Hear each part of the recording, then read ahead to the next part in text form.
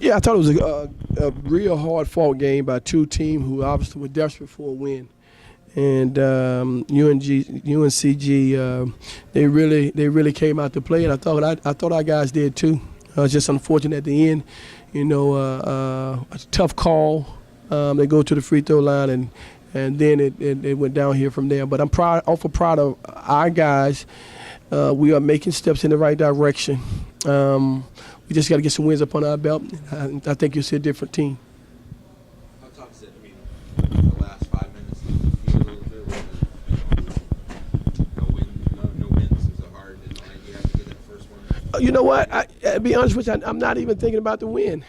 For my personal, from me personally, I'm just thinking about my guys playing hard the entire time, seizing this moment. I'll get wins. My wins will come. I understand that part of it. But right now, I'm in this stage where we got to get better as a team. That is most important for me as a head coach, is that we get better. We get better. To play 8 road games, that might not mean much to many people, but for me, I look at the picture a little bit differently. I think that this allows us to be a lot tougher when we go on the road, when we go into a hostile situation, when we have been home and we have won. All of a sudden now it changes. We've been here, done that. We got the T-shirt. So I am still motivated, even though the win hadn't come yet. I'll be glad when we get our first win. But the thing that's important to me right now is us getting better.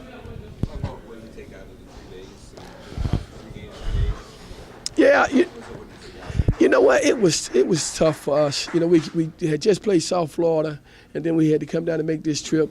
You learn a lot about your team, how tough they are, what kind of resolve they have, and I thought at times we showed that. We showed the toughness that I like to see, but we also we got a little fatigue at the end. I got some guys who are banged up, but they're fighting through it.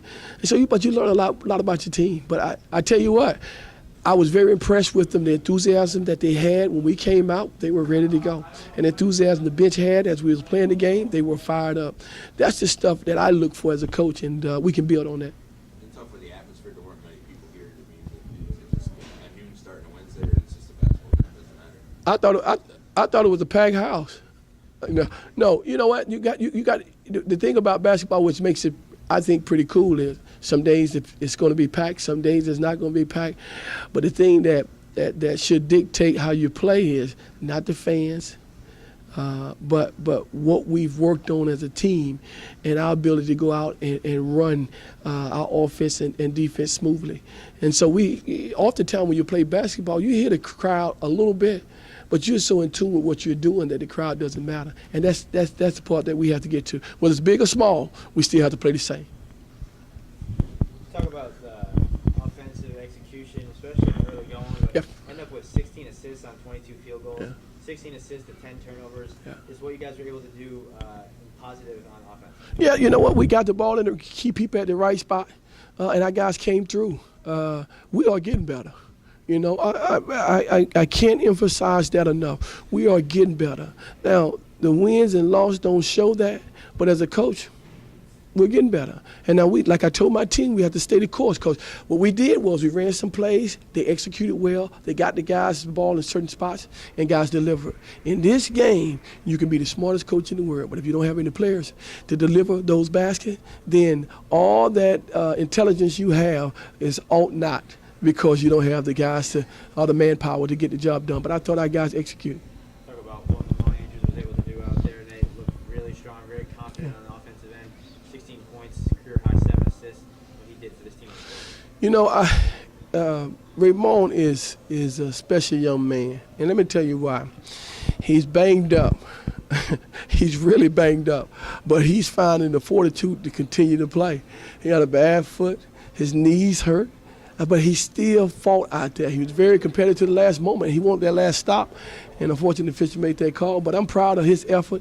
And as he continued to lead this basketball team, we'll get better, and we'll understand a lot more about ourselves. But he's one of my leaders, one of the guys I depend on, and I can't be any prouder of him and his efforts during this tournament.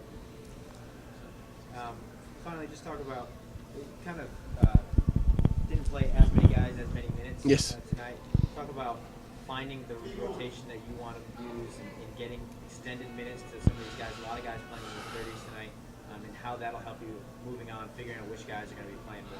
Yeah, you know what? That's the biggest chore I have right now is getting that rotation down to a number that gives us the best scoring power and defensive prowess. And I think we have a certain amount of guys that we feel like we can really depend on and go out and execute and do a terrific job. But you also have surprises like Leke today. Leke came in and played with energy, enthusiasm, blocked some shots, grabbed some rebounds, scored some baskets, stepped up to the free throw line. So those guys are gonna get the opportunity. They just gotta be patient, and when the opportunity comes, they gotta take advantage of it. Thank you. Thank you.